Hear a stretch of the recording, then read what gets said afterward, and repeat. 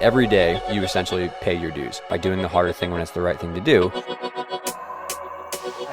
I threw that tweet out there because sometimes at night I, sit around and I think, and I start to just wonder, like, where is this sport going, and where do I want it to go? Where do we collectively need it to go in order for us to create healthier cultures? And I've been hearing so many stories of those who were in abusive environments, and just thinking of little ways that we can shift that culture in any sort of way that we can. And I think that raising that age creates a lot of different things that Chelsea alluded to there, is like creating more independent environments, more autonomous environments for athletes. I think there's two ways you can coach. There's two ways you can parent. You can be like militaristic and be demanding and create that controlling environment where the athletes do what you say when you say to do it. Or you can create the environment where the athletes get to have a say within their program, where they get to have agency, where they get to really place an emphasis on their conditioning and their rehab and on their nutrition. And I think that stuff does come with maturity. I just don't think we can expect that from, young athletes. And so, yeah, I'm excited to explore where this goes, but I think the sport is already moving in this direction. And I think one of the things I think often about is, why doesn't the leadership just take the bold step and say, this is it, this is the age, and there are a lot of statistics to support the fact that it's women's gymnastics. It's not called girls artistic gymnastics. It's women's artistic gymnastics. And I think the way it was is not the way it will be. And I just want to make sure that we have constructive conversations around, how do we make this the best for the athletes? That's all I think about ever. And I want athletes to leave the sport feeling like they had a very positive experience and that they're empowered in their lives beyond just being an Olympian. That's great. Flash in the pan, 16 years old, you go to the Olympics. But then what happens after that? I love the longevity. I love watching Ellie Black be at her best, be a mature, responsible, amazing role model and leader that I would want to put in front of my daughter as someone to look up to and aspire to be. And like Chelsea, what you were doing in your adult years, like, it was so amazing and motivating to watch. I want more of that. So how do we lean into that? Again, when I was older, everything was softer for a lot longer. And I had a firm cap on the numbers that I was doing. It wasn't like I was going to go till I made one or this or that. It was like, you literally can do 3 of this skill today, and you can do 5 of this skill today. And no matter what they are, you are finished after 5. But that also made me mentally stronger too, because it was like, okay, I only have 3, I only have 5, make them count. Right. So it was a whole different mindset going into doing this gymnastics. But I do think that we can develop these skills, do these skills. There's so many more tools that we have now with the pits and the air floors and the better mats and the pit pillows and the laser beams and all of that, where we can learn and can develop and try to do these safely. But then, yes, just maybe not put them in the routine the second that you learn them. I think often about, like Chelsea said, the efficiency and the use of time. And I think a lot of time we think gymnasts have to train the 30 hours a week. But is that really the truth? Like, I want to challenge that. Like, do we really need to? Or can we go in and say, okay, you have 5 today, and you have to make them as efficient and as good as you can. And you only get 5 tries. We're not making you stay on beam until you do the series 5 times in a row perfectly. It's like, you get 5 chances, and let's make the best use of those 5 chances. I think that does play a role. And that's why you're seeing the older, more mature athletes being able in those competition situations to be able to deliver. You watch Ellie Black on beam, and I'm going to bring her up a lot in this conversation because, as you should. Well, she is great.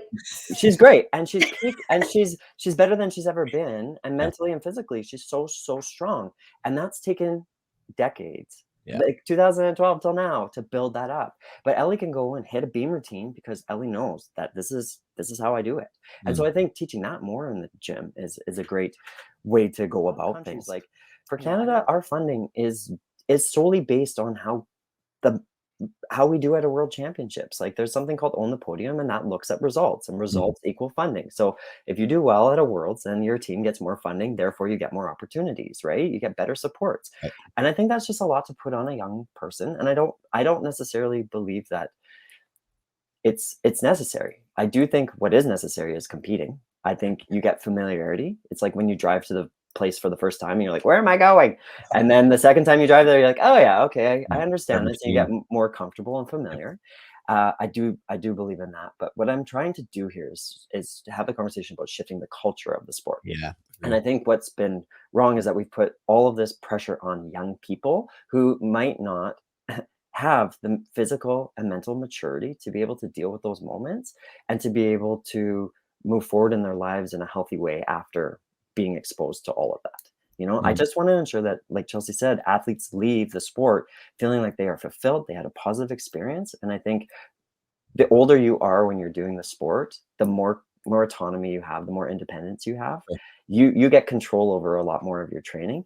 And I think that's the direction I want the sport to head. And that is my goal, is to make them, like I said, enjoy their time in the gym. Know that if they make a mistake, it is not the end of the world. I just had this conversation. It's okay. It is okay that this didn't work out today. It is not the end of the world. Tomorrow is a new day. And if it doesn't happen, that's okay too. This isn't going to make or break something. And so I think having a little bit more empathy when we're coaching and kind of taking a step back and looking at the big picture. Yep. If they don't do something today, is it really, in the grand scheme of things, going to make a big difference? Probably not. When we talk about culture shift, I want us all to realize this is a trifecta. You know, it's coach, athlete, and parent, but this is an athlete driven. Athletes are at the driving force of this, and it's parent and coach supported. And the athlete, they want it more than the coach. They want it more than the parent. They're showing, and if they don't, then they shouldn't be doing it. The athlete needs to be at the center of that paradigm. They are there in the middle, and everyone else is working around them to help them get there and to kind of fuel them along the way. I think the athlete should be a part of the planning process, even from a young age, asking the athlete, what do you think you need? Giving them that empowerment, allowing them that thought of like, what do I think I need today? What do I need to do? And I've seen it on both sides at different gymnastics competitions where an athlete will come off the beam and the coach will say, okay, you need to do this, this, and this. And then I've seen the other coach, this was actually Dave Kikuchi, said to Danelle Pedrick at Canadian Championships this year. She came up to him. She's like, what do you think? He's like, what do you think you need? And then she's like, well, I think I should probably do 2 more dismounts and try to stick one. And he's like, okay, awesome. Go own it.